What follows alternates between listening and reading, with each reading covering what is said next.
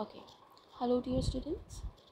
In the last lecture, we did status of women and legal status of women, means what was the legal status of women, and the subject which we are doing is the media and contemporary social issue. This is your paper, and here we have done till yet 2 lectures, and this is the third lecture of the unit 1. So today we have to start up with the topic economical and political status. In the status of women itself, now what is the economical and political status of women? How they are being treated in the media field, and now how they are being treated, and what are their dignity in the this economical and political status. So India ranks 120 among 131 countries in female labor force participation rates, and rates of gender-based violence remain unacceptable high. It's hard to develop in an exclusive and sustainable way when half of the population is not fully participating in the economy. Natural, it is very much natural. ये बहुत ज़्यादा देखने के ऊपर है कि बहुत मुश्किल होता है कि जब कोई भी इंसान पॉपुलेशन जब हाफ है और जो उस पर भी जो पार्टिसिपेशन है इन द इकोनॉमिक फैक्टर उससे भी कम है.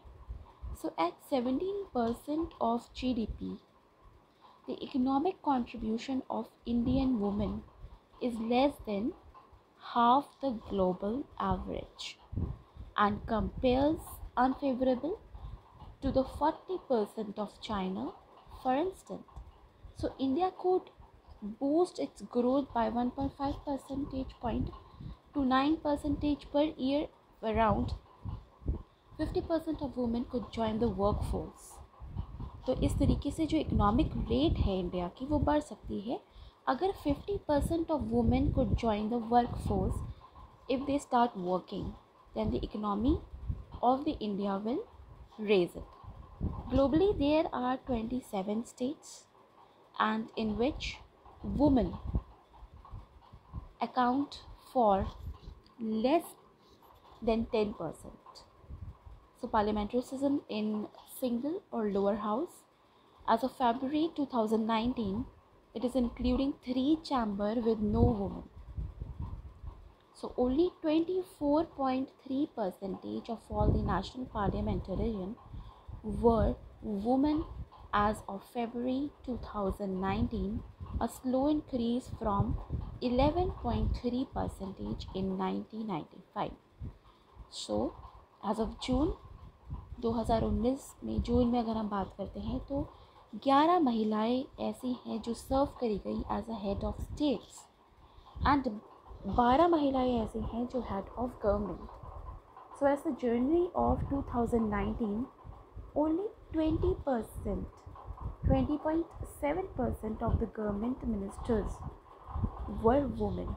देखा जाए तो 2019 में जनवरी में केवल 20.7% वुमेन ऐसी थी जो were treated for the government ministries.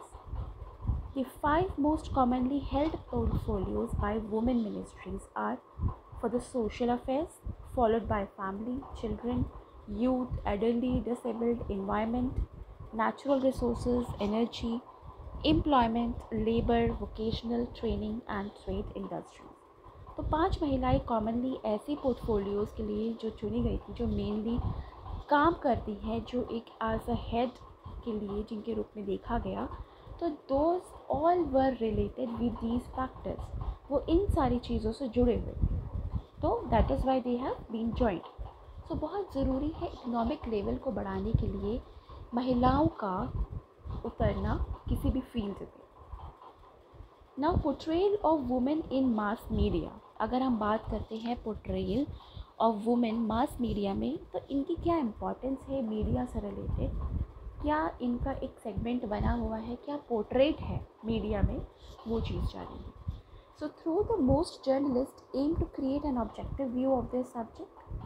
feminism has long been portrayed in a negative light.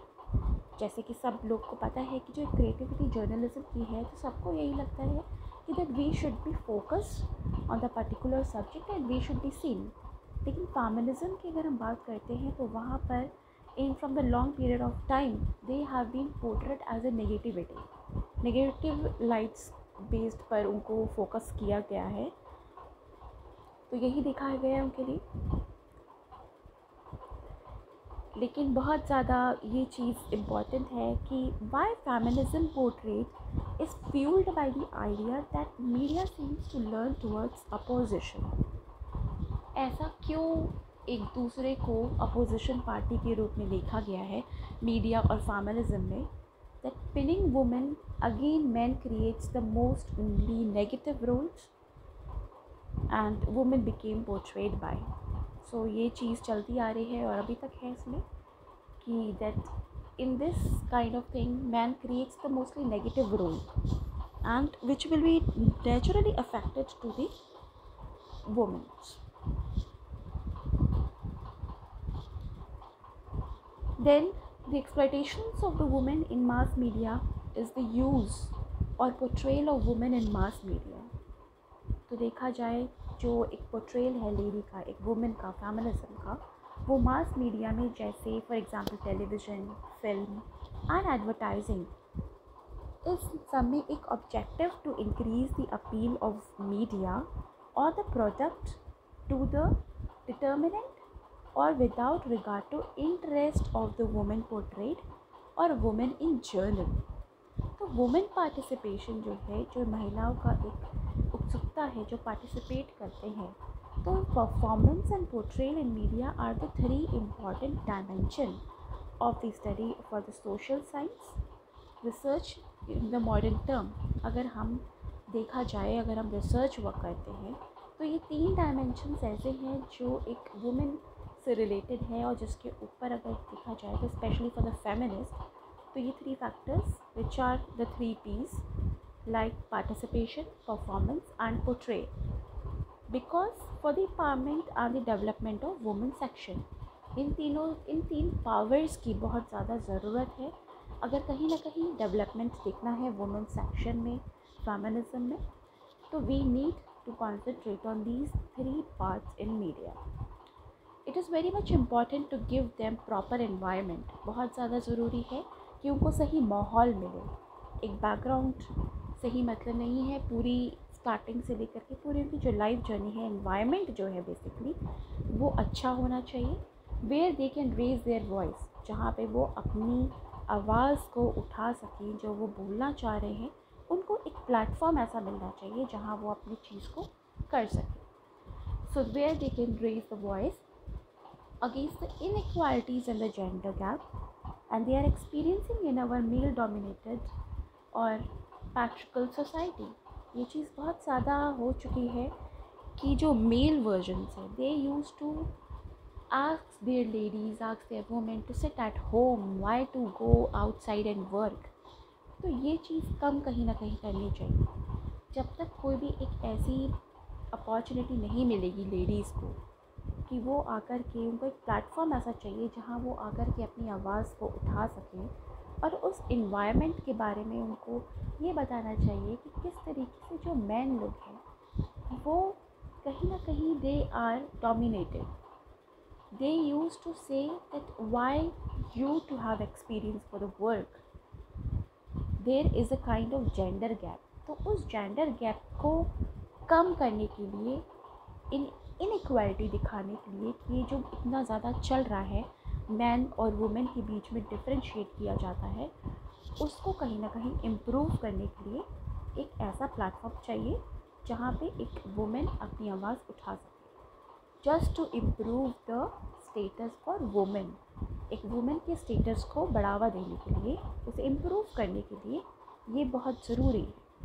And in every aspect, it is regarded as the only meant to eradicate this gender gap.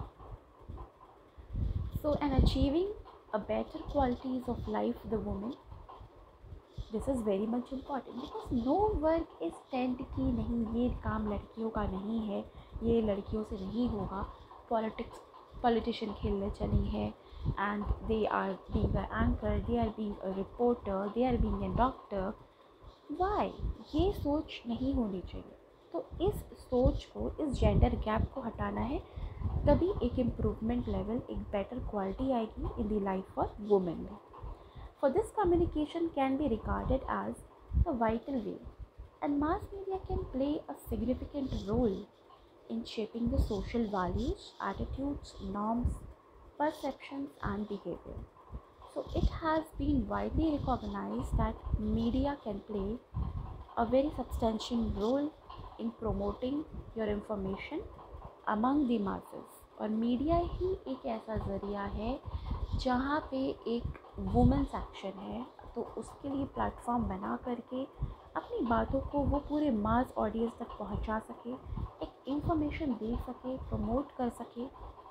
तो media ही एक ऐसा section है and are regarded as a key players in the social, political, economic development, जिसकी वजह से एक women को पावर मिलती है to create their development in the section of social, political and economic issues.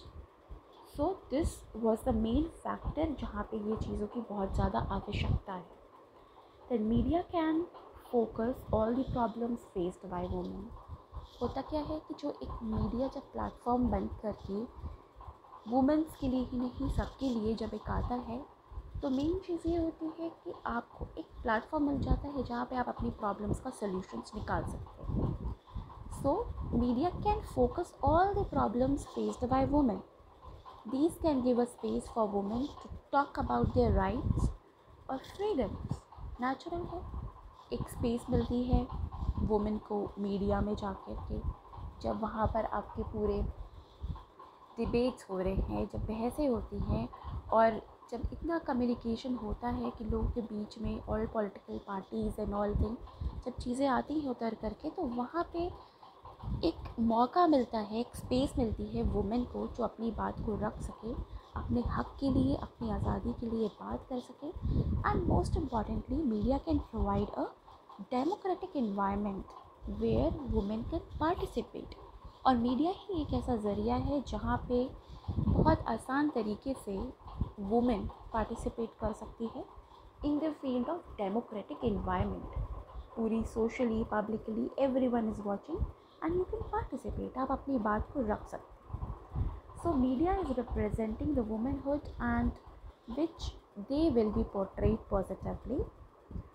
A positive portrait of the women in media is necessary to maintain the real dignity and status of women.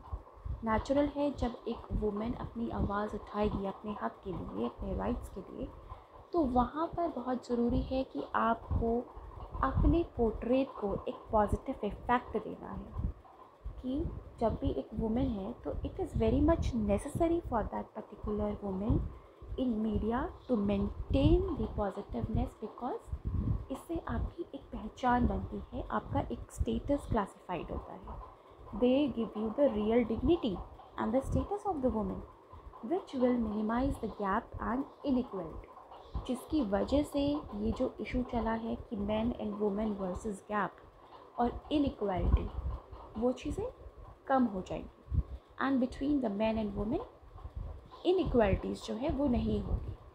So but if the media also became male dominated or played a role as a mere agent upwards, these traditions, that whole situation will against the woman. So where their development and empowerment will not be possible. लेकिन क्या अगर मान के चलो कभी भी कि media भी मेल डोमिनेटेड हो गया and they are being biased, they will play the role for against the traditions of the women, कि ये जो ट्रेडिशन है कि वुमेन को आगे बढ़ना चाहिए उस पर रोक लगा देना या कोई सिचुएशन ऐसे बना देना कि जो आप मीडिया भी वुमेन के अगेंस्ट हो जाता है, तो वहाँ पे क्या होता है, वहाँ पर डेवलपमेंट और एम्पावरमेंट एक वुमेन के लिए पॉसिबल नहीं।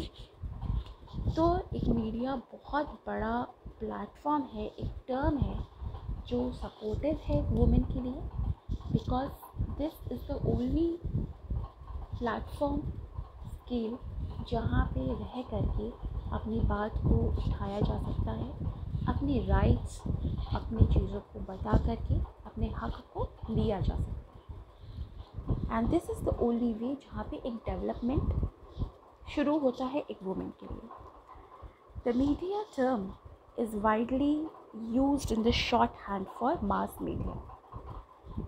The word media is a plural form of the medium, and the media has the technology agencies which are engaged in the creations, selection, processing and distributions of messages among the people. ठीक है, तो यहाँ पे आपको इतनी technologies, इतनी agencies होती हैं कि जहाँ से आपको हर तरीके की एक डेवलपमेंट की चीज़ें मिलेंगी।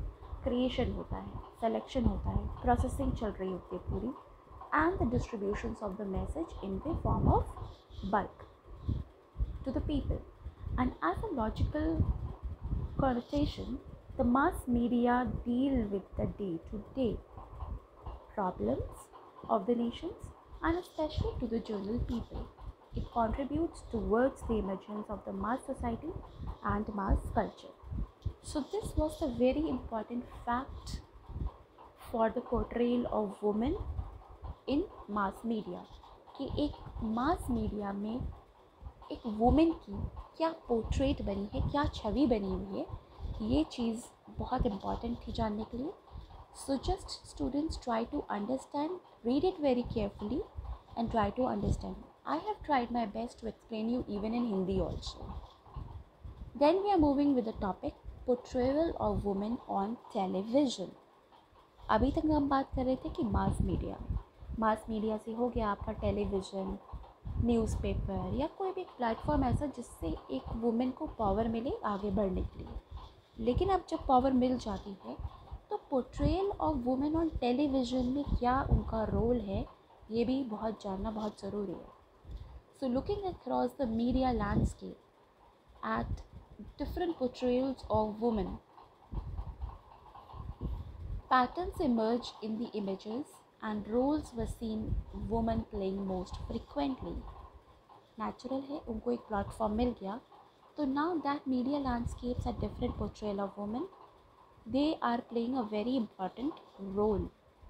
और अपनी प्रेजेंटेशन इन्फॉर्म अपनी सोसाइटी में इतनी ज़्यादा वैल्यू बना ली जाई है वुमेंस ने कि that they are moving so hard, they are moving so high. And according to the change of time, the women are rising high more than the men. What might? With the television, film, advertisement, teaching us the value of predominantly in man, the lesson below the focus on deconstructing images of women found in popular television show in order to think more deeply about these questions and consider the influence and impact representing how both men and women perceive themselves to each other.